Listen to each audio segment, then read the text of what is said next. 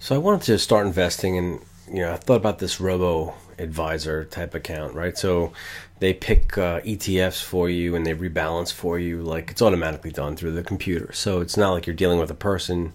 And then once you pick like a portfolio or like a risk tolerance portfolio, they just kind of come up with certain investments and just constantly rebalance those for you over time, like say every 3 months or something like that. So some of them cost money, and the one I found at Schwab, which is called their Intelligent Portfolio, it was free outside of the cost of the ETFs. The other ones are typically like a quarter of a point or maybe 0.35% of your whole portfolio. So I figured if I continue on with the robo investing, grows over time my portfolio, I'd really rather have a free service than have something that costs money. So the only thing at Schwab though is that there's a minimum balance of $5,000 to start the account. So I've been saving up for a while, and I finally got the 5,000. I started the account at Schwab, and so this is the looks of it in the first 2 days since the money actually was invested into funds. So the account lost like $15 in 2 days, which it's not like a humongously big deal. But the other thing is like the market was kind of up for like some of these last days, but I'm not really sweating this at all. But one thing I want to do is point out like now that I actually see what they're investing in, I just want to take a look at like what are these ETFs, because you don't really know ahead of time, or maybe you do. I don't know. They tell you like what the style is going to be, like a large cap, U.S., international, whatever. But I don't know necessarily if they tell you what the ETFs are. But now that I actually have the money invested, they tell you the exact investments that they're investing in. I started to take a look at this, and I was a little concerned. So let me just go through this really. So real quick, my portfolio is, I think it's about somewhere in the neighborhood of like 60% equity. I think it's like 5% gold. Like somewhere around 30% or so like fixed income, and then it was about 8.6% cash. So that's the one negative I read about Schwab, is they have like a high cash balance, which I kind of knew that going in, so I'm not really going to complain about the 8.6%. But at the same time, I just wanted to point that out if you're interested in the Schwab Robo Investing, the Intelligent Portfolio. But here's where I got a little bit concerned. So some of them are Schwab accounts, some are Ishares accounts, some are Vanguard accounts. Most of them are Schwab accounts though, right? And I guess that makes sense if you are Schwab and you're selling this service to people. But if I look at the actual Schwab, like if I click on one of these symbols, these ETF symbols, and it kind of pulls up the the sheet on that fund, it's just kind of concerning if you look at some of what they're giving you. So I just wanted to point this out real quick. So here, like, I just basically opened a tab for every one of these so we could just take a quick look, so I can just quickly go through it. So here it is, like the Schwab US REIT. So this is some kind of like a real estate investment.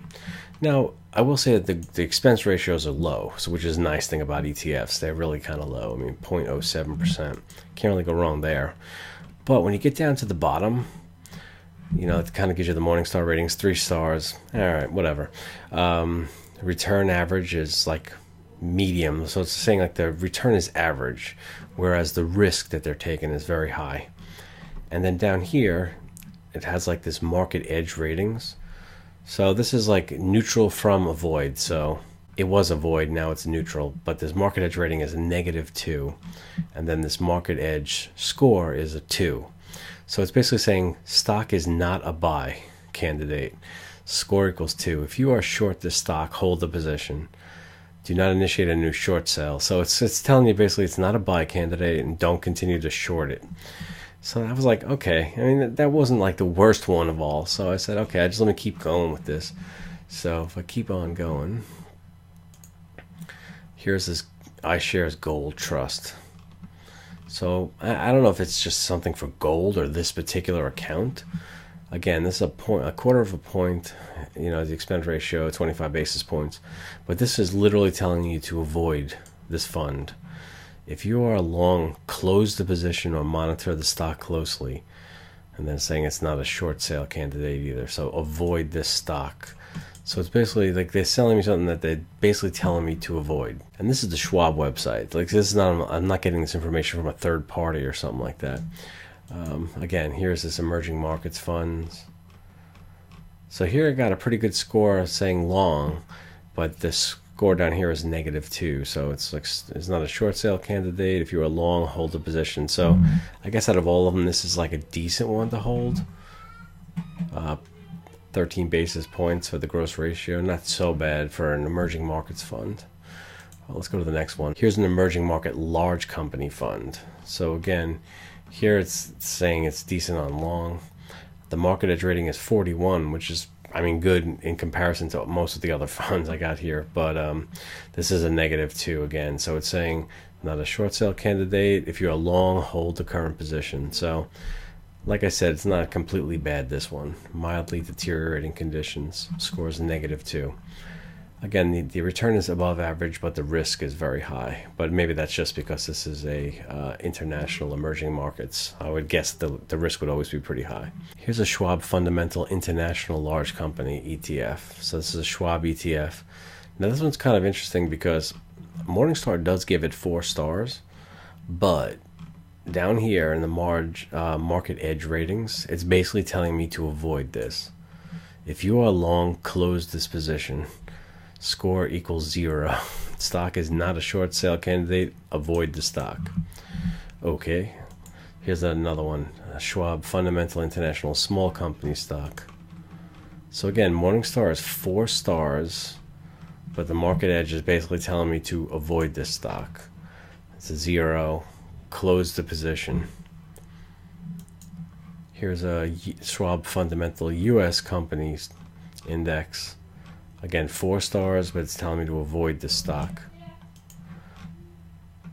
This one is a small company index. This is 3 stars, but it's basically telling me to avoid this position. If you are long, close position. So Schwab's own website is basically telling me to close this position, and they just purchased it for me, which is kind of strange, I think. Here's an international equity fund.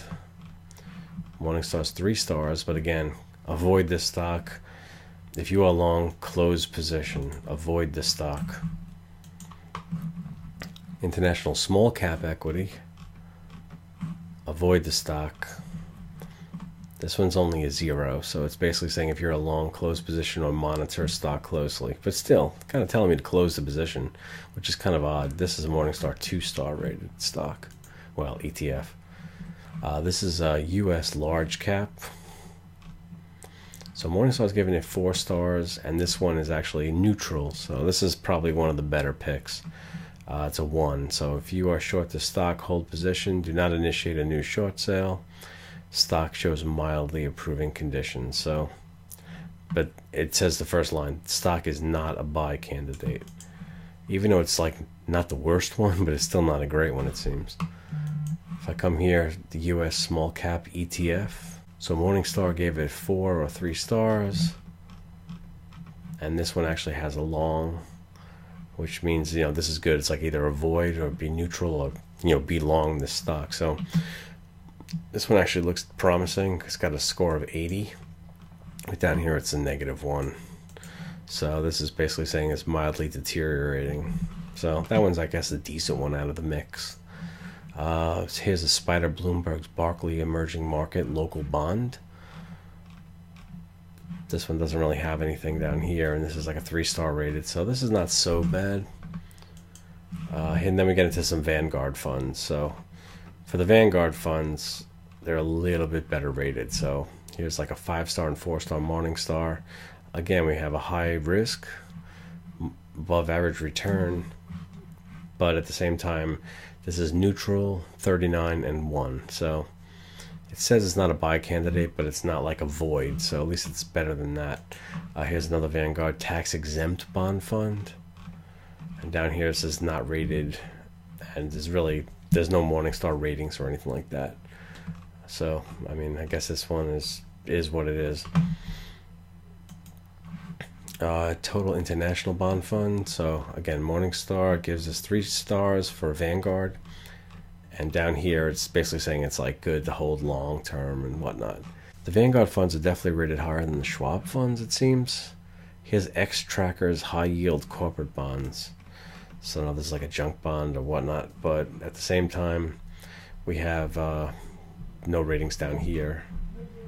no Morningstar ratings. So I just got into this thing like literally 2 days ago, and I just really wanted to show you like what, if you're interested in this is kind of what you're getting. So unfortunately, I mean, looking at this, I don't know. I just think you're probably better off just picking your own funds, whether it's mutual funds, whether it's stocks, or whether it's ETFs. I mean, it seems like, I mean, you could just do a little research. Even on the, like, if you're using Schwab, you could just look on their actual sites and just probably get the best rated funds. If I was doing like an automatic investing, like, I would probably want to give my customers like the best rated funds I had, unless these are them, But at the same time, your expense ratio is pretty cheap. I mean, it's, for the most part, it's a little like, it's like maybe a quarter of a point maximum, if you kind of average it all together, which is pretty decent for getting like international funds, getting bond funds and whatnot.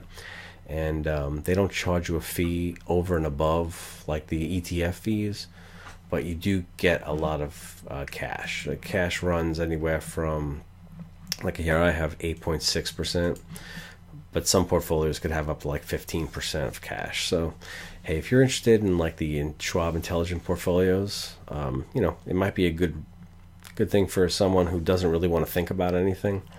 But at the same time, if you could get better rated funds, just picking them on your own, you might be better off. So it's just something to think about. Again, right here, it also has reinvest the dividends and whatnot. They're all no. So I don't know if that's just a setting in this thing, or if it's just like they don't let me reinvest any dividends. So if you're interested in the intelligent portfolios, this is just a quick overview of like what I got. I literally just did this the other day for the first time, and I invested, you got to have a minimum of 5,000. So this was vested 2 days ago. So it was in the market for 2 days. I lost like maybe $13 and then another dollar or something, $2. So at the end of the day, I'm down $15, which, I mean, it's nothing to really worry about. But at the same time, when you look at how many of their funds they say avoid, maybe it's something I'm thinking about, like getting concerned. So maybe I could do better for myself. So any questions or comments, throw it in the comments, and please like and subscribe to my channel for more videos like this, and I'll get back to you as soon as possible. Talk to you later. Thanks. Bye.